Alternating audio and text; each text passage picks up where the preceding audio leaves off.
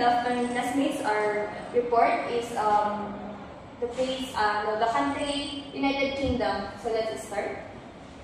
So before, let's tignan natin ang history nila. So alam na natin ang history ng UK since medyo napahapyawan natin nung first year tayo ng Media 1 na Metropolitan Police Force ang tawag, and then ang first modern police force in England. And then alam na natin ang Bow Street Horse Patrol kasi na-discuss na natin nung first years natin. And then also pinakaalam na natin is si Robert Peel, which is the father of modern policy.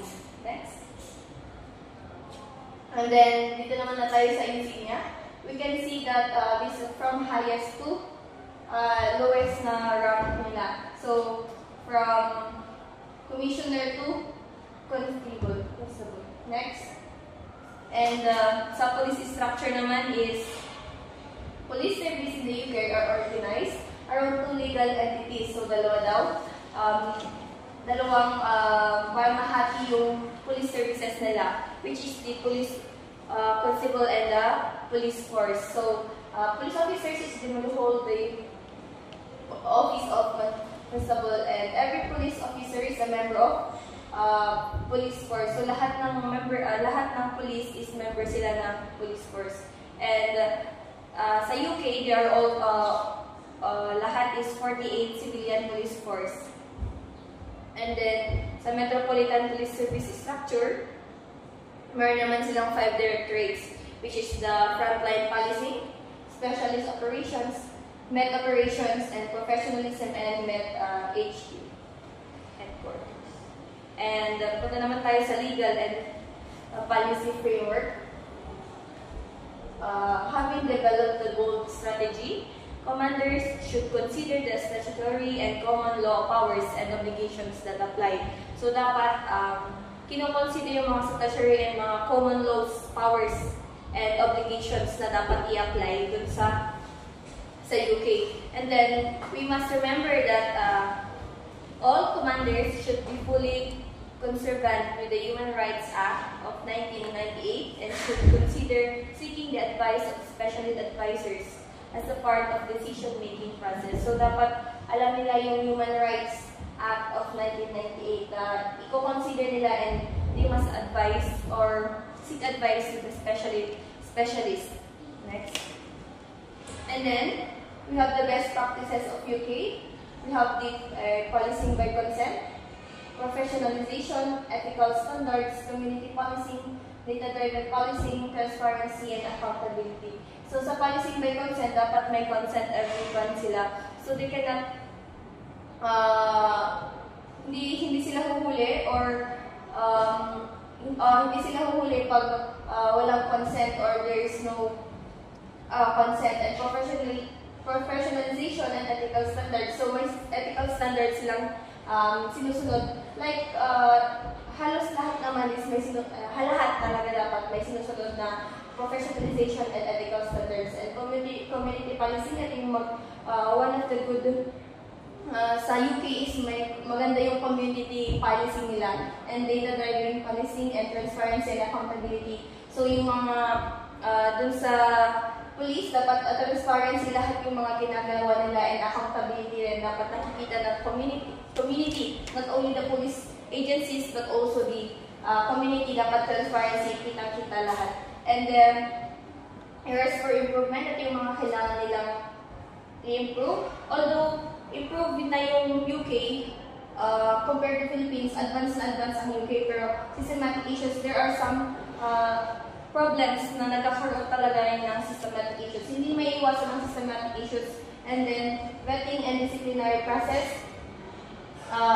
May mga times na hindi maganda yung kanila, so kailangan nilang i-improve, more improvement. And then transparency and communication.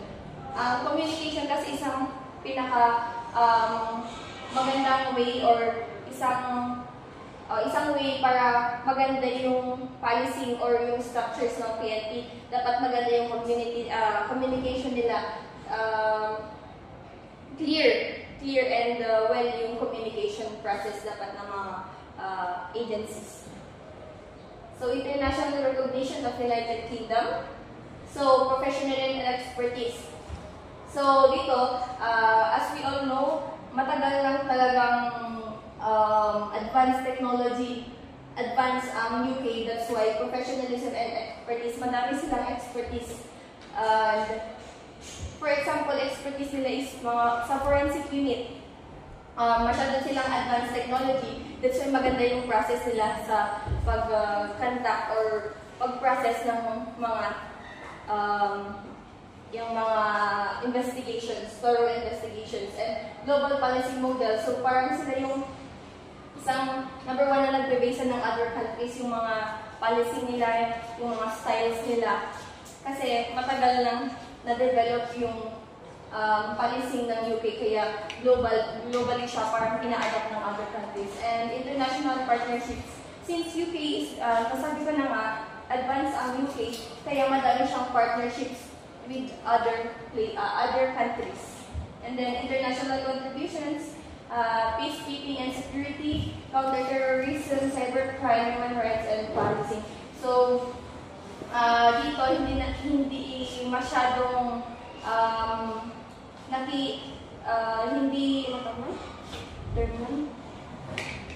wala masyadong international crimes ang UK since maganda yung mga kanila, maganda yung policy style nila.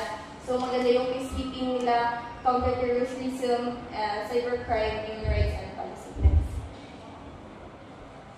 So if Philippines have 5 pillars, ang criminal justice system naman ng UK is may 3. The United Kingdom's legal system is one of the oldest and most influential in the world. So talaga, parang siya yung root, UK is one of the roots sa legal system. Siya yung parang nagpupunan ng lahat. And masyado siyang influential, kaya siya yung pinagpupunan. So parang roots siya ng not only in police system but also in criminal justice system, o the way parang i-process, legal process or due process ng pag-arrest or pag-conduct ng investigation. Next, let's see. Ano yung 3? Police. The police, the Crown Prosecution Service, and the UK's prison system. So number 1 is the police, number 2 is the prosecution service, and the last is the prison system. So dito sa number 1, sa police and the crime commission, so parang sa atin lang na before mapupunta yung isang suspect, syempre police muna ang mag-arrest. So parang ganyan din. Ang police din ang mag-arrest, and then sa next is Crown Prosecution Service before. So na-arrest na siya, ipupunta na siya sa prosecution. So titignan nila or they will study ano ba talaga yung crime or what happened to that crime. So ang Crown Prosecution Services na ang bahala dun sa process na yun. The primary criminal prosecuting authority in England and Wales in the CPS. So CPS stands for Crown Prosecution Services. So bahala na ang authority ng England and Wales. Kasi ang England ay, ang UK malawak siya and they have different cities. So pinaka-main is ang England and Wales. And then sa UK prison naman, it is a complex network designed to balance punishment, rehabilitation, and public safety. So parang dito is, kung sa atin is sa corrections. So ang point nila is, dapat balance yung punishment, rehabilitation, and public safety ng mga kung may convict man. Kasi dapat yung kung anong crime, dapat balance yung punishment niya. Tapos kung qualify siya sa rehabilitation or mas better siya sa rehabilitation, i-rehab nila yung prison na yun. Next, so sa prison system, may 2 categories. Prison categories, so may category A to D. So parang sa atin rin, pinag-aralan natin sa CA1, correctional institution na may category rin. So, ang category A is high security prisons, B, local and trained prisons, training and resettlement prisons, and sa D, open prisons security focusing on rehabilitation. So ito yung mga hindi masyado yung mga kaso or hindi mabibigat ang mga kaso sa category. Parang sa atin dito lang sa corrections. Dito naman sa second is we have the rehabilitation programs, which includes education and vocational training to improve skills, substance abuse programs for drug and alcohol dependencies, mental health support, and family relationship programs to aid reintegration. So parang rin sa atin na kung may punishment, we have also rehabilitation. Ito rin is parang they have the free na kahit nasa bilangguan sila is they have the proper education or vocational trainings, kagaya rin sa atin. So para kahit nasa within the bar sila, they can learn more skills and also to obtain knowledge. Next. So, ano naman yung mga auxiliary organizations nila? So, alam naman natin Royal Fleet Auxiliary, Royal Auxiliary Air Force. So, pag dito, fleet dito sa ground, or dito sa land, well, the Air Force is sa taas, Air Force na Himpapawid, British Red Cross, and Special Constabulary. So, dito naman sa private organizations, we have three, which are the National Trade Defense Association, United Kingdom Alliance, and Brewers Society. So, national, which means it's broad. So, entire UK, yung kanila ng Defense Association, tapos also the United Kingdom Alliances and the Brewers Society.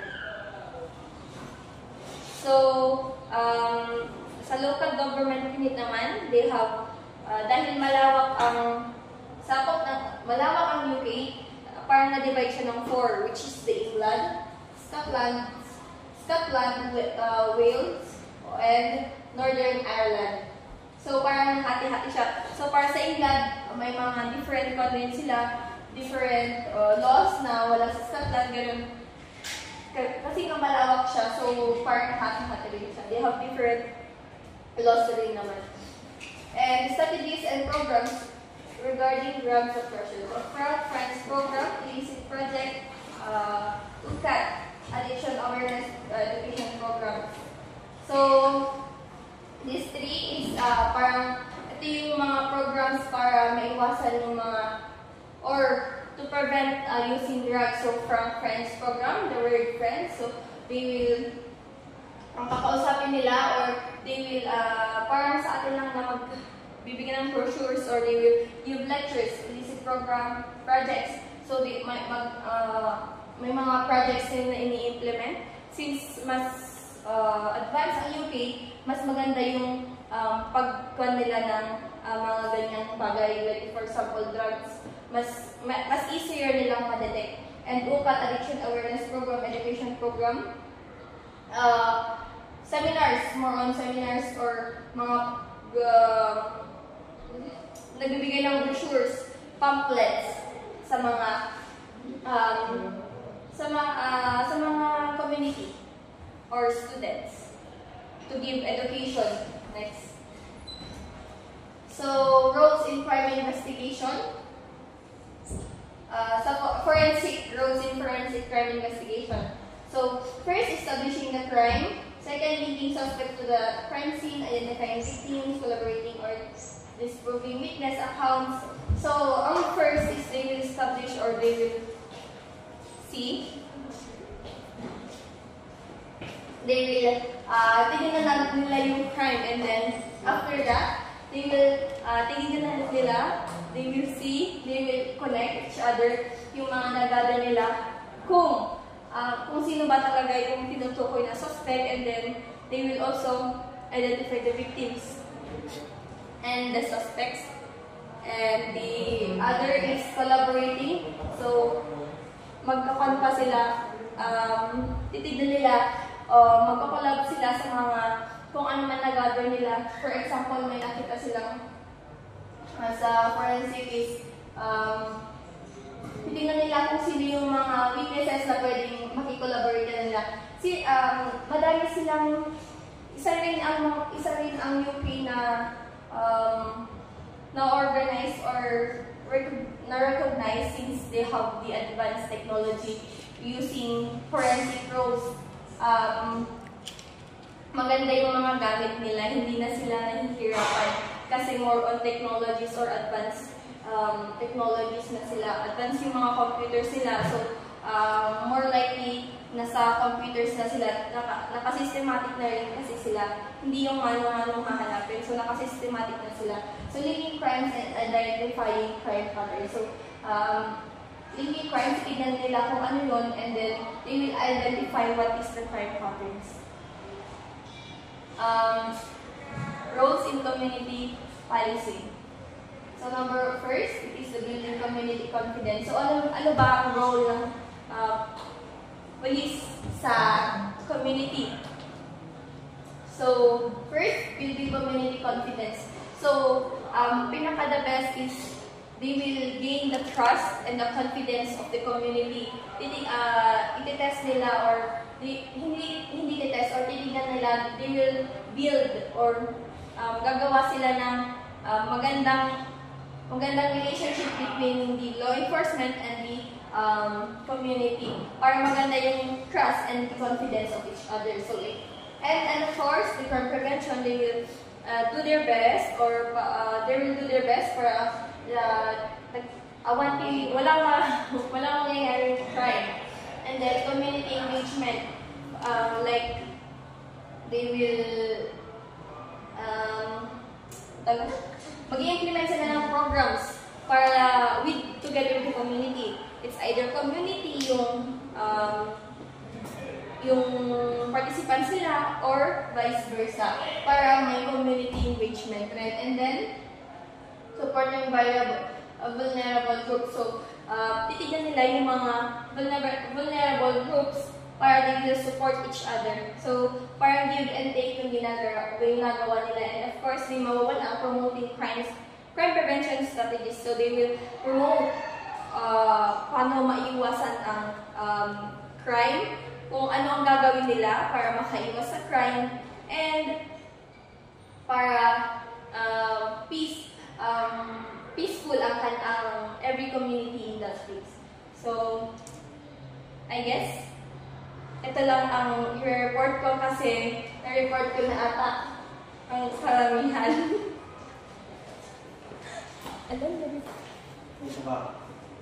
Okay, next naman is yung United Kingdom crime rates.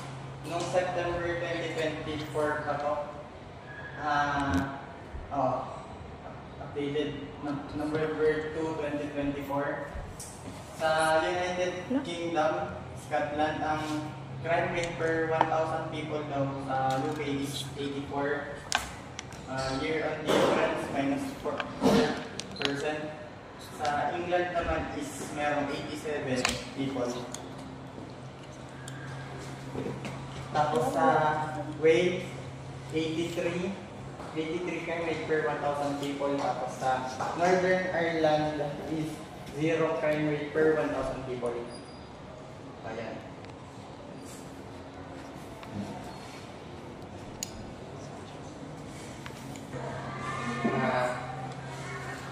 Crime rates and counts by crime type.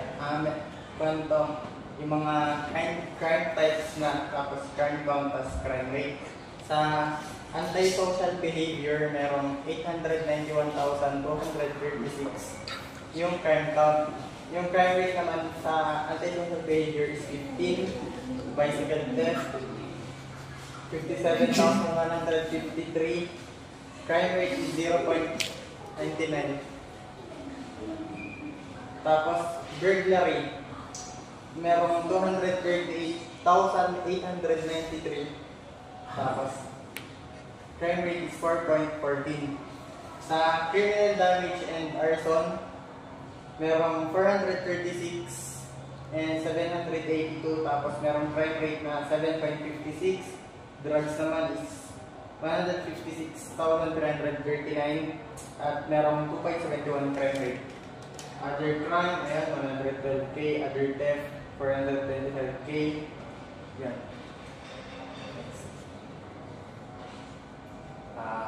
Possession of weapon naman, merong 51,642 na may 0.89 na crime rate, public order 411,107, tapos 7.3 na crime rate. Robbery, merong 74,048 na may 1.28 crime rate. Shoplifting, 452,635, tapos merong 7.84 na crime rate. Theft from the person, 127K, tapos 2.20 na crime rate. Vehicle crime, 346,696, tapos merong 6 crime rate. Tapos violence and sexual offenses, 1,968,992 na may 34 na crime rates. Tapos, next naman is Vietnam. History nga pala ng Vietnam. Wait lang, wala yung mapit ko. Next country naman is Vietnam. Dito tayo sa history niya. The People's Public Security of Vietnam is the main police and security force under the Ministry of Public Security. Established on August 19, 1945, the People's Public Security of Vietnam is part of the Vietnam People's Armed Force and operates under the de facto control of the Communist Party of Vietnam. The Vietnam People's Police Force is a component of the PPSF and has been trained and supported by the Communist Party, President Ho Chi Minh, and the Ministry of the Public Security over the past 70 years. The Communist Party of Vietnam was founded on February 3, 1930, making a significant turning point in Vietnamese revolutionary history. The Red Safeguard teams, predecessors of PPF, were formed to combat terrorism and suppress revolutionary traitors. The first organization of the PPF was created following the success of the August Revolution in 1945, leading to the establishment of key departments including Secret Service and Police Service. On February 21, 1946, President Ho Chi Minh merged the Police Department and Secret Service into the Vietnam Public Security Service. The PPF showed loyalty to the party and overcame challenges to fulfill its duties, achieving the notable victories against the Vietnam Nationalist Party. Next naman is in 1953, the VNPSS was upgraded to the Sub-Ministry of the Public Security to better protect national security and public order.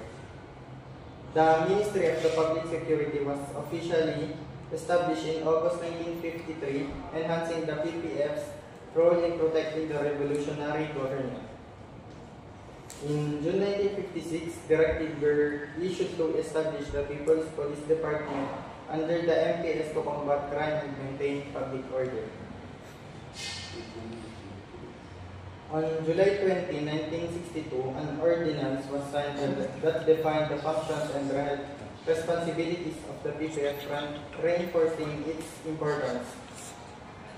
Following the unification of Vietnam in 1981, the authority and responsibilities of the Ministry of Interior were clarified, leading to several changes in the organizational structure to the General Department of Police. Between 2004 and 2015, various functional units were established within the GDP, including department focused on drug crime, environmental issues, high-tech crimes, and anti-smuggling efforts. Next naman is report na naman. So, sa logo naman, dito yung Golden Star, red background, green laurel, and then the golden shield, tapos yung scroll can dito.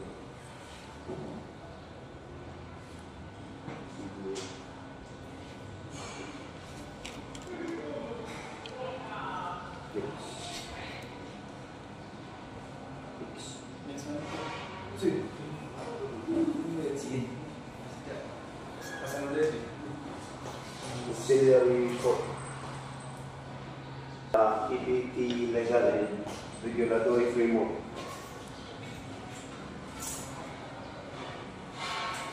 So Vietnam Ministry of Planning and Investment estimates that over the next 5 years, 68 billion is needed in infrastructure investment, a large portion of which will need to come from private investment given the current fiscal constraints. So sustained investment in effective management of infrastructure assets is an important priority to prevent growth being constrained by emerging infrastructure bottlenecks. Ensuring reliable electricity supply, efficient logistics and transportation, and access to cost-effective and reliable telecommunication services are especially critical for developing the manufacturing and service sectors. Meanwhile, Vietnamese cities are growing fast, and a key challenge for municipal governments is to rapidly put in place the necessary infrastructure to support economic activities, ease urban mobility, and provide water, sanitation, and other municipal services to the growing urban population.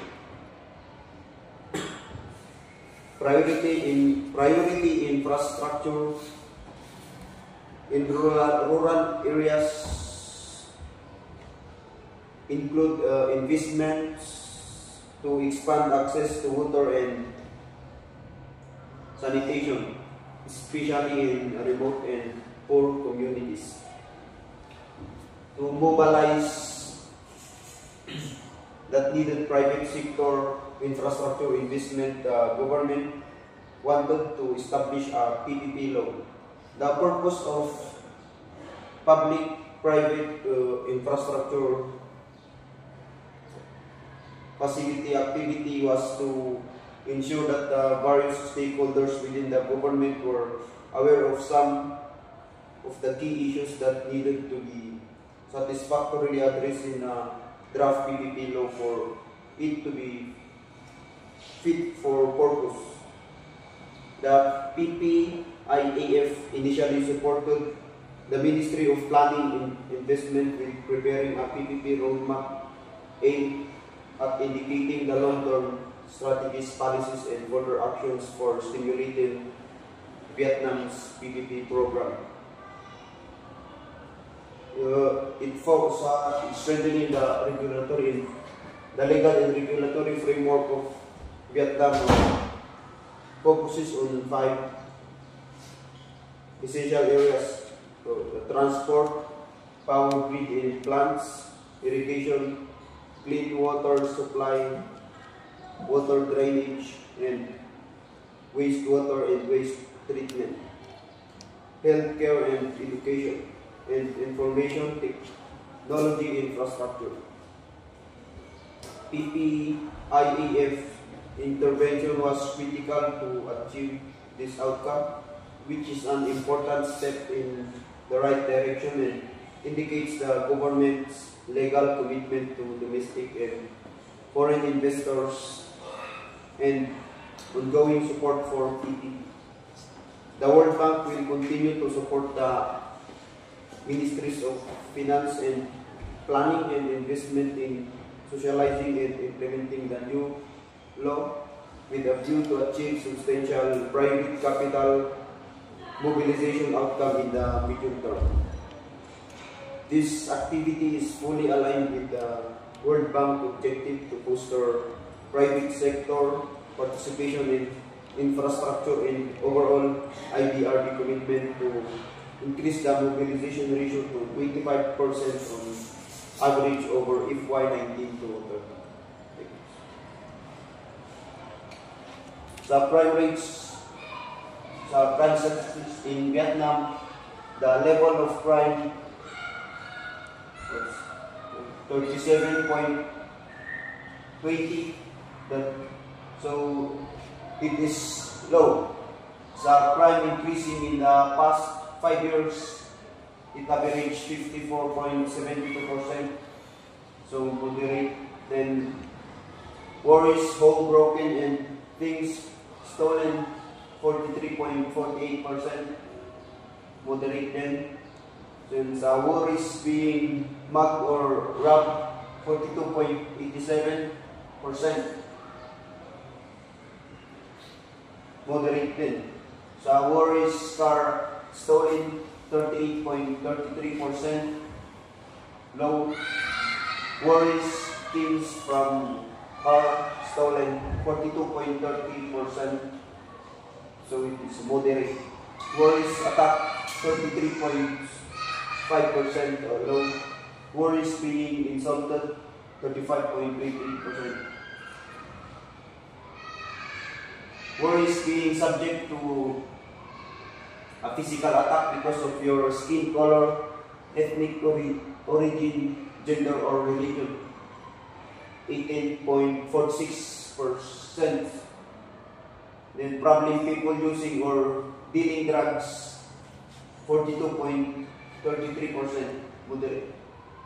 Problem properties crimes such as vandalism and theft, 47.93%. Problem violent crimes such as assault and armed robbery, 34.13%. So, ang pinakamataas is the problem corruption and bribery, 73.66%. Safety in Vietnam. Safety walking alone during daylight. So 75.75% mas safety kung sa daylight yung safety walking alone during 51.57%. Sa Vietnam mas safety pag sa umaga ka naglalakad. So, contributors, 650. These data are based on perceptions of visitors of this website in the past 5 years. If the value is 0, it means it is perceived as very low. And if the value is 100, it means it is perceived as very high. Our data for each country are based on all entries from all cities in that country. Next. Summary. Okay. The Vietcong. The Vietnamese Communist or Vietcong were the military branch of the National Liberation Front and were commanded by the Central Office for South Vietnam, which was located near the Cambodian border. For arms, ammunition, and special equipment, the Vietcong depended on the Ho Chi Minh trade. Other needs were met inside South Vietnam. Vietcong main force units were uniformed, full-time soldiers, and were used to launch large-scale offensives over a wide area. Regional forces were also full-time but operated only within their own districts. When necessary, small regional units would unite for large-scale attacks. If enemy pressure became too great, they would break down into smaller units and scatter. To ensure that the guerrillas understood why they were fighting, all training courses included political instruction. By the mid-1960s, most main force Vietcong troops were armed with Chinese versions of the Russian AK-47 submachine gun. They also used a range of effective Soviet and Chinese light and medium machine guns, and infrequently heavy machine guns In particular, heavy machine guns were valued for defense against American helicopters. Local forces also designed primitive weapons, some designed to frighten intruders, but others were extremely dangerous. Punji traps, sharp spikes hidden in pits could easily disable an enemy's soldier. Punjis were often deliberately contaminated to increase the risk of infection. And guerrilla tactics. In December 1965, Ho Chi Minh and the North Vietnamese leadership ordered a change in a way the war in the south was to be fought. And Viet Cong, following the example of Chinese guerrillas, before then had always given the highest priority to creating safe base areas. And the orders coming from NLF headquarters were absolutely clear. Tunnels were not to be treated as mere shelters. They were fighting bases capable of providing continuous support for troops. Even if a village was in enemy hands, the NLF unit were still able to conduct offensive operations. There were complexes big and small scattered across the country. Each villager in a NLF area had to dig 3 feet of tunnel a day. There was even a standard handbook specifying how tunnels were to be built. The biggest tunnel systems were in the Iron Triangle and the Ho Chi district, only 20 miles from Saigon. And about the Ho Chi, the base area at Ho Chi was vast network with nearly 200 miles of tunnels. Any facility used by the guerrillas, a conference room or training area, had almost immediate underground access. And at the deeper levels, there were chambers carved out for arms factories and a well for the base's water supply. And there were storerooms for weapons, anode rice, and there was sometimes a hospital or forward aid station where they could survive for weeks at a time if needed. Everywhere on the top level, there were tunnels loading upwards to hundreds of hidden firing posts for defense of the base. Next. And sa judicial system of Vietnam, the court system. Vietnam has a two-tier court system, and including courts of first instance and court of appeal. There are specialized courts at the high-level People's Court and at the provincial People's Courts. These include the Criminal Court, Civil Court, Economic Court, Administrative Court, Labor Court, and Family and Juvenile Court. The District People's Courts may have a Criminal Civil Court, a Civil Court, Family and Juvenile Court, and Administrative Handling Court. And the Chief Justice of Supreme People's Court is elected by the National Assembly. It has the term corresponding to the term of the National Assembly and can be re-elected also. The tribunal panels at the first instance are composed of both judges and people jurors. And the law in 2014 centralized the power to appoint judges to the Chief Justice of the Supreme Court instead of the local People's Council.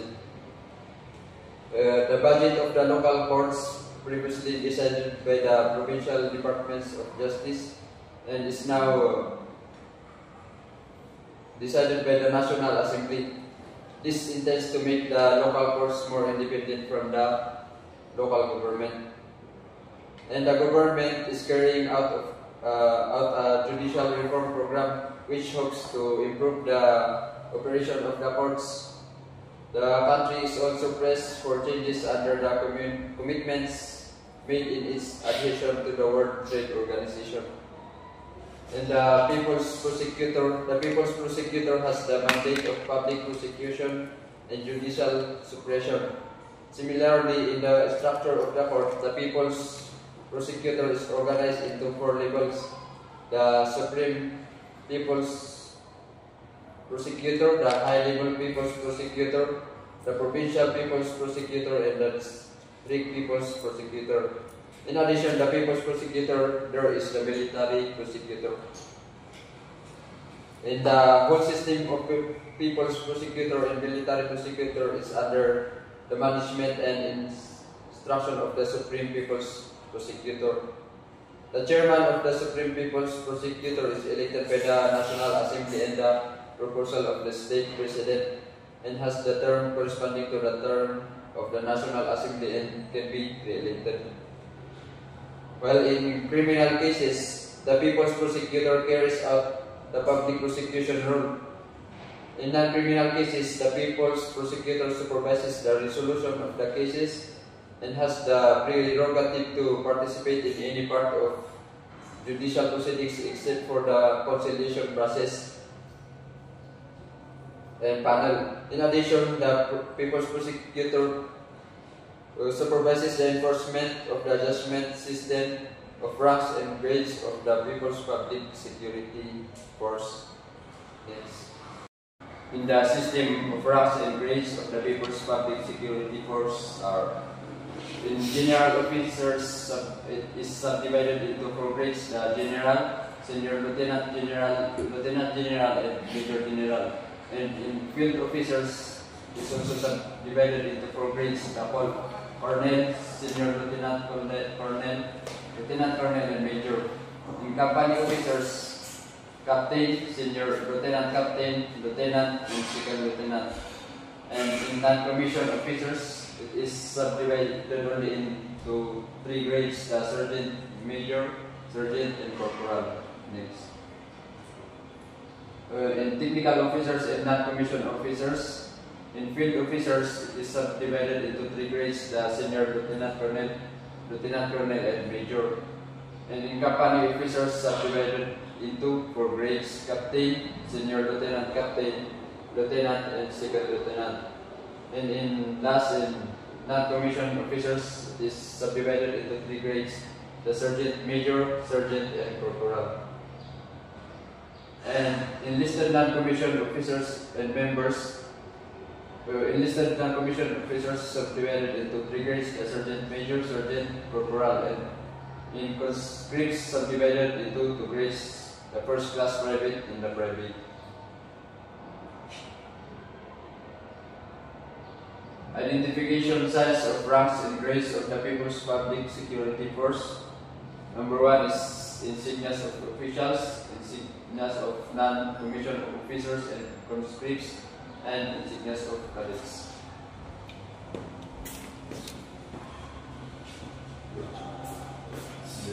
Nanabasan? Sa policing strategies. Vietnamese policing strategy is centered on national security, public order, and social stability.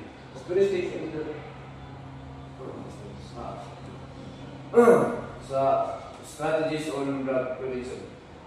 Awareness promotion and community-based activities. Focus on disseminating information and promoting community participation. The aim is to provide information and interventions that lead to behavioral changes. Evidence-based approaches. Current policies emphasize evidence-based practices, moving away from solely using threatening images in public awareness campaigns. Harm reduction. Implementing harm reduction strategies like syringe exchange programs and opioid substitution treatment to contain the HIV epidemic. Community-based assistance. Providing recovery support through psychosocial counseling, financial aid, legal assistance, and medical service for those completing drug rehabilitation, legal framework, updating regulations on narcotics, substances, and precursors, and managing illegal drugs to prevent further violations. International cooperation, collaborating with other countries, international organizations, and the UN to strengthen drug prevention and control efforts. Capacity building, developing communication strategies for drug prevention projects. National drug control strategy, promoting the effective implementation of a national drug control strategy, policy, and action plan. Next. Operations and programs in crime prevention, community-based policy, such strategy of policing that focuses on building ties and working closely with members of the communities in order to enhance the effectiveness of policy. Information-related crimes. Is any information in terms of criminals in this related behaviors to be founded and explored by people in the informed either directly or directly to police. The division period known as the Doi Moi is the name given to the economic reforms initiated in Vietnam in 1986 with the goal of creating a socialist oriented market. The term Doi Moi is serves general term with wide use in Vietnamese language. Communist Party leading. Its basic provision integrated unified compulsory requirement to prevent and combat crime in the communist states such as Vietnam. Ministry of Public Security, a standing office on drugs and crime of the Program 13, and the Minister of MPs is also standing vice chairman of this program in Vietnam. Matrix Battle Community is the model to